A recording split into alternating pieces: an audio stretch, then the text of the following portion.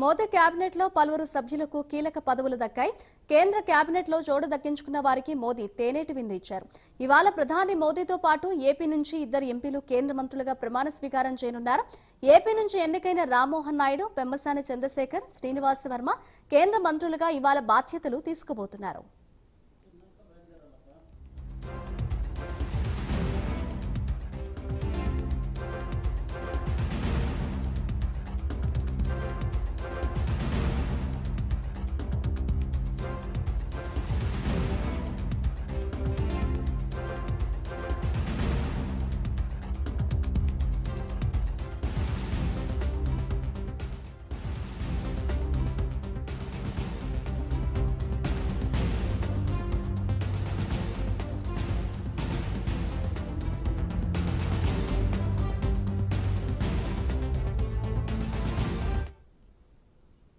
ఇక మోదీతో పాటు రాజ్నాథ్ సింగ్, నితిన్ గడ్కరీ, శివరాజ్ సింగ్ చౌహాన్, ప్రహ్లాద్ జోషి, జ్యోతిరాదిత్య సింధియా, అర్జున్ రామ్ మేఘ్వాల్, చిరాగ్ పాస్వాన్, జితిన్ రామ్ మాంఘీ, అనుప్రియా పటేల్, జయంత్ చౌదరి, కుమారస్వామిలు కేంద్ర మంత్రులుగా బాధ్యతలు స్వీకరించనున్నారు. ఇక తెలంగాణ నుంచి ఇద్దరికి మంత్రి పదవులు దక్కాయి. తెలంగాణ బీజేపీ చీఫ్ కిషన్ రెడ్డితో పాటు కరీంనగర్ ఎంపీ బండి సంజయ్ కు కూడా కేంద్ర కేబినెట్ లో చోటు దక్కింది.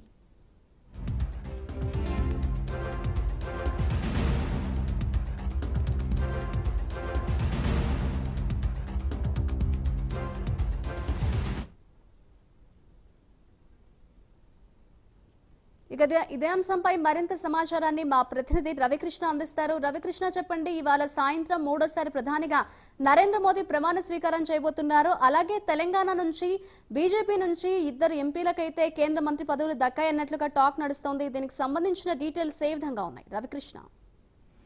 అంటే మాధురి, ఏదైతే ఈ ప్రెజెంట్ అయితే మాత్రం ఈ రోజు 18వ లోక్సభ పూర్తి స్థాయిలో కూడా కొలువు తీరే పరిస్థితి కనపడుతుంది. మూడోసారి నరేంద్ర మోడీ ప్రధానిగా కూడా బాధ్యతలు తీసుకోబోతున్నారు. ఈ రోజు సాయంత్రం 7:15 రాజ్భవన్ లో ఆయన ప్రధానమంత్రిగా ప్రమాణ స్వీకారం చేస్తారు. దీనికి సంబంధించి ఆయనతో పాటుగా కూడా ఏపీకి సంబంధించి ప్రధానంగా కూడా ఉమ్మడి తెలుగు రాష్ట్రాలకు సంబంధించి 5గురికి మంత్రి పదవులు దక్కాయి. ప్రధానంగా కూడా ఏదైతే తెలంగాణకు సంబంధించినటువంటి బండి సంజయ్, కిషన్ రెడ్డి వీళ్ళు గతంలో కూడా ఇక కేంద్ర మంత్రిగా కూడా పనిచేశారు. వాళ్ళకి తిరిగి ఆ మంత్రివర్గంలో చోటు దక్కిన పరిస్థితి కనపడింది. అలాగే కూడా శ్రీనివాస్ వర్మ, నరసాపురం ఎంపీ అయినటువంటి శ్రీనివాస్ వర్మ బీజేపీ నుంచి ఆయనకి ఏపీ బీజేపీ నుంచి ఆయనకి స్థానం లభించింది. అదే విధంగా కూడా రామ్మోహన్ నాయుడు శ్రీకాకుళం, ఈయన ఈ ఎంపీగా కూడా చాలా సమర్థవంతంగా నిర్వహించారని అంతర్జాతీయ ప్రశంసలు కూడా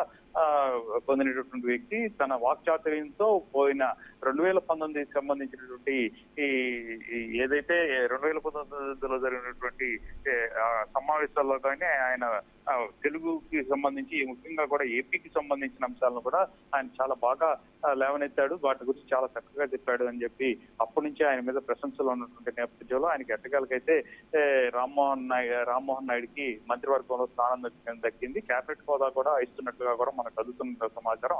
అదే విధంగా కూడా పెమ్మసాని చంద్రశేఖర్, ఈయన ఈ గుంటూరు పార్లమెంట్ నుంచి కూడా విజయం సాధించారు. ప్రధానంగా కూడా ఈయన ఒక డాక్టరు. అలాగే కూడా ఈ గత 5 ఏళ్ల నుంచి కూడా ఆయన యుఎస్ లో స్థిరపడి అక్కడ అయితే వైద్య వృత్తిలో ఉన్నారు. అదే విధంగా కూడా ఒక ప్రొఫెసర్ గా కూడా చాలా అక్కడ ఉన్నటువంటి వైద్యానికి సంబంధించి అనేక రకాలుగా కూడా బుక్కులు రాసిన పరిస్థితి అయితే ఉంది.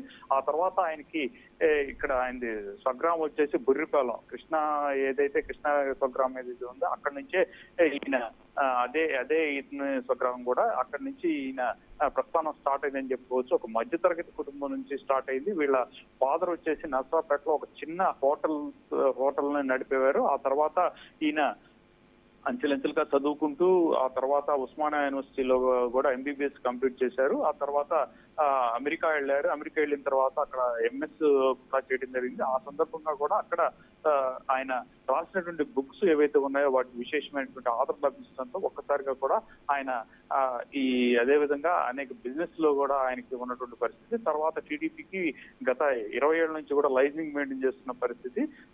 ఆయనకి ఈసారి మొట్టమొదటిసారి సీటు దక్కింది గుంటూరుకు సంబంధించి. గుంటూరు పార్లమెంట్ నుంచి ఆయన అఖండ విజయాన్ని రాబట్టారని చెప్పుకోవచ్చు. ప్రధానంగా కూడా 3.5 లక్షల పైగా ఓట్లతో ఆయన మెజార్టీ సాధించారు. అదేవిధంగా కూడా మంచి వాక్ చాతుర్యం ఉన్నటువంటి వ్యక్తి, అలాగే కూడా సోషల్ ఇన్బ్యాలెన్స్ చేసుకోగలిగినటువంటి ఈ వ్యక్తి, అలాగే ప్రతి నాయకుడిని కూడా లైజింగ్ చేయగలిగినటువంటి కెపాసిటీ ఉన్నటువంటి వ్యక్తి కాబట్టి ఆయనకి మొట్టమొదటిసారి గెలిచినప్పటికీ కూడా ఆయనకి ఈ మంత్రివర్గంలో, కేంద్ర మంత్రివర్గంలో స్థానాలు లభించినట్టుగా కూడా తెలిసింది. మొత్తానికి ఏది ఏమైనప్పటికీ కూడా తెలుగు రాష్ట్రాలకు, ప్రధానంగా ఏపీకి సంబంధించి మాత్రం మంత్రివర్గంలో మూడు లభించడం అనేది మాత్రం చాలా గొప్ప విషయం అని చెప్పుకోవాలి. ఎందుకంటే విభజిత ఆంధ్రప్రదేశ్ కి సంబంధించి రాష్ట్ర విభజన తర్వాత అత్యధికంగా నష్టపోయింది ఏపీ అనే భావన ఇక్కడ ఉన్నటువంటి ప్రజల్లో ఉంది. కేంద్రం ఇచ్చినటువంటి హామీలు ఏవైతే ఉన్నాయో వాటిని నెరవేర్చినటువంటి పరిస్థితి. ఒకవేళ ఎంపీకి సంబంధించి పూర్తి స్థాయిలో కూడా ఎంపీలు ఉన్నప్పటికీ కూడా అప్పుడు ఉన్నటువంటి పరిస్థితులు వేరు. అబ్సల్యూట్ మెజారిటీ బీజేపీకి ఉండటం మూలాన అప్పుడు ఇక్కడ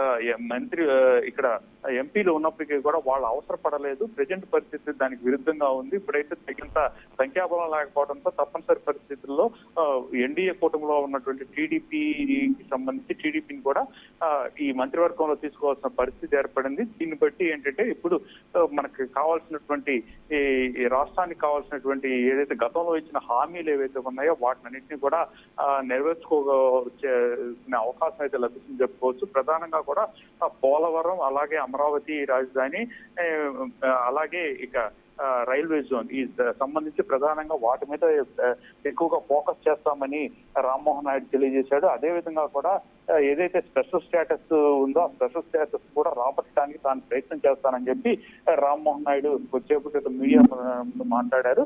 ఏది ఏమైనప్పటికీ కూడా తగినంత ప్రాధాన్యత ఏపీకి సంబంధించినటువంటి ఈ ఎంపీలకు లభించడంతో మాత్రం కొంత ఏపీలో ఆనందం వ్యక్తమైందని చెప్పుకోవచ్చు. Madhuri, thank you Ramakrishna. ఇదే అంశంపై మాట్లాడడానికి ఫోన్ లైన్ లో సిద్ధంగా ఉన్నారు మా ప్రతినిధి రాంబాబు. రాంబాబు, చెప్పండి, మూడోసారి ప్రధానిగా నరేంద్ర మోదీ ఇవాళ సాయంత్రం ప్రమాణ స్వీకారం చేయబోతున్నారు. అండ్ ఏపీకి సంబంధించి చూస్తే ముగ్గురికి కేంద్ర మంత్రి పదవులు అయితే దక్కాయన్నట్లుగా టాక్ నడుస్తుంది. ఓవరాల్ గా దీన్ని మనం ఏ విధంగా చూడొచ్చు అంటారు? Thank you Madhuri. ముందుగా చూసుకుంటే ఉమ్మడి పశ్చిమ గోదావరి జిల్లా నర్సాపురం పార్లమెంట్ నుంచి పోటీ చేసిన బీజేపీ కార్యకర్తగా ఉండి 30 సంవత్సరాలుగా బీజేపీ పార్టీలో ఉండి కార్యకర్తగా ఉన్న ఎవరైతే భూపతిరావు శ్రీనివాస్ వర్మకు కేంద్ర మంత్రి మండలిలో స్థానం దక్కడంతో ఉమ్మడి పశ్చిమ గోదావరి జిల్లా వ్యాప్తంగా హర్షాతిరేకతలు వ్యక్తవుతున్న పరిస్థితి అయితే ఉంది. ఒక నర్సాపురం ఎంపీగా చివరి దశలో టికెట్ వచ్చినప్పటికి కూడా అతను గెలవడానికి ప్రచారం జరిగింది. అయినప్పుడు కూడా ఒక బీజేపీ కార్యకర్తకు ఎంపీ సీట్ ఇచ్చారనే ఉద్దేశంతో బీజేపీ శ్రేణులు, అదే రకంగా జనసేన శ్రేణులు, టీడీపీ శ్రేణులు కూటమిలో అందరూ కూడా సంయుక్తంగా కష్టపడి శ్రీనివాసవరం గెలిపించడం జరిగింది. 2 లక్షల పైకి మెజార్టీతో గెలిచిన భూపతిరావు శ్రీనివాస్ వర్మకి కేంద్ర మంత్రి మండలిలో స్థానం లభించడం అనేది చాలా గొప్ప విషయంగా కూడా జిల్లా వాసులందరూ భావిస్తున్నారు. అయితే రాజకీయ పదవులు చూసుకున్నట్టయితే ఒక దేవారం మున్సిపల్ లో కౌన్సిలర్ గా మాత్రం ఆయన గెలిచారు. తర్వాత పార్టీ పదవులు చూసుకుంటే ఆయన దాదాపు రాష్ట్ర కార్యదర్శిగా కూడా పనిచేస్తున్నారు. కింద స్థాయి నుంచి స్టూడెంట్ లీడర్ గా డిఎన్ఆర్ కాలేజీలో చదువుతున్న స్టూడెంట్ లీడర్ గా, అదే రకంగా బీజేపీ నుంచి కింది స్థాయి బీజేవైఎం లీడర్ గా, జిల్లా అధ్యక్షుడిగా, కార్యదర్శిగా అనేక పదవులు నిర్వహిస్తూ 30 సంవత్సరాలుగా ఉన్నారు. 2009లో కూడా భూపతిరావు శ్రీనివాస్ వర్మకి నర్సాపురం ఎంపీ టికెట్ బీజేపీ కేటాయించింది. అప్పుడైతే అతి తక్కువ ఓట్లు కూడా వచ్చాయి. ఈసారి ఏదైతే కూటమిలో భాగస్వామ్యంగా నర్సాపురం ఎంపీ శ్రీనివాస్ వర్మకి ఇవ్వటం, శ్రీనివాస్ వర్మ భారీ మెజార్టీతో తక్కువ రోజుల క్రితం వచ్చినప్పుడు కూడా చివరిలో వచ్చిన టికెట్ వచ్చేప్పుడు కూడా 2 లక్షల పైసలకు మెజార్టీతో గెలిచిన శ్రీనివాస్ వర్మకు అనూహ్యంగా ఏదైతే కేంద్ర మంత్రి మండలిలో చోటు దక్కడం అనేది మా జిల్లా అందరూ కూడా హర్షాతిరేకతలు వ్యక్తం చేస్తున్నారు. ముఖ్యంగా రాష్ట్రంలో చూస్తున్నట్టయితే ఏదైతే రామ్మోహన్ నాయుడు 3 సార్లు గెలిచిన, శ్రీకాకుళం నుంచి 3 సార్లు గెలిచిన రామ్మోహన్ నాయుడికి అదే రకంగా కేంద్ర కేబినెట్ చోటు దక్కడం, అదే రకంగా గుంటూరు నుంచి చూసుకుంటే పెంసాని చంద్రశేఖర్కి ఇలా 3 మంత్రి పదవులు దక్కడం అనేది జిల్లా ఒక రకంగా చెప్పండి రాష్ట్ర అభివృద్ధికి సూచిక కూడా పేర్కోవచ్చు. ముఖ్యంగా ఉమ్మడి పశ్చిమ గోదావరి జిల్లాకు సంబంధించి చెప్తున్నట్టయితే అనేక సమస్యలు ఉన్నాయి. తీర ప్రాంతం ఉంది, అదే రకంగా షిప్పింగ్ హార్బర్ నిర్మాణం చేపట్టాలి, అదే రకంగా జిల్లా అన్ని రకాలుగా ఆక్వా రంగంలో కూడా కొన్ని సంవత్సరాలుగా దెబ్బతింది. ఈ నేపథ్యంలో మా జిల్లాకు ముఖ్యంగా కేంద్ర మంత్రి పదవి రావడం పట్ల జిల్లా వాసులందరూ ఆశాతిరేకాలు వ్యక్తం చేస్తున్న పరిస్థితి. అలాగే రాష్ట్ర వ్యాప్తంగా కూడా రాష్ట్రంలో 3 కేంద్ర మంత్రి పదవులు రావడం పట్ల అందరూ కూడా ఆనందం వ్యక్తం చేస్తున్నారు. ఎందుకంటే కూటమి ప్రభుత్వం వచ్చిన తర్వాత రాష్ట్రాన్ని అభివృద్ధి చేసే దిశగానే మేము ముందుకెళ్తూ ఉంటూ కూడా అందరూ కూడా చెప్తున్న నేపథ్యంలో 3 కేంద్ర మంత్రి పదవుల వల్ల రాష్ట్రంలో అభివృద్ధి చెందుతుంది, పరిశ్రమలు వస్తాయి, అదే రకంగా ఉపాధి అవకాశాలు పెరుగుతాయి, పరిశ్రమల ద్వారా ఉపాధి అవకాశాలు పెరుగుతాయి, అన్ని రంగాల్లో ఈ మంత్రుల పైన ఒత్తిడి ఉంటుంది. కాబట్టి వీళ్ళందరూ కూడా ఒక సమన్వయంతో పనిచేసుకుంటూ వెళ్తే రాష్ట్ర అభివృద్ధికి వీళ్ళంతా కూడా కృషి చేస్తారని చెప్తున్న పరిస్థితి. మొత్తం మీద మోడీ కేబినెట్ లో రాష్ట్రం నుంచి 3 మంత్రి పదవులు దక్కడం రాష్ట్ర వ్యాప్తంగా అందరూ కూడా ఆనందం వ్యక్తం చేస్తున్న సందర్భంలో ఉమ్మడి పశ్చిమ గోదావరి జిల్లాగా శ్రీనివాసవర్మకు దక్కడం పట్ల జిల్లా వాసులు అయితే తీవ్ర ఆనందాన్ని, హర్షాతిరేకాలు వ్యక్తం చేస్తున్న పరిస్థితి అయితే చోటు చేసుకుంది. Right, thank you Rambabu.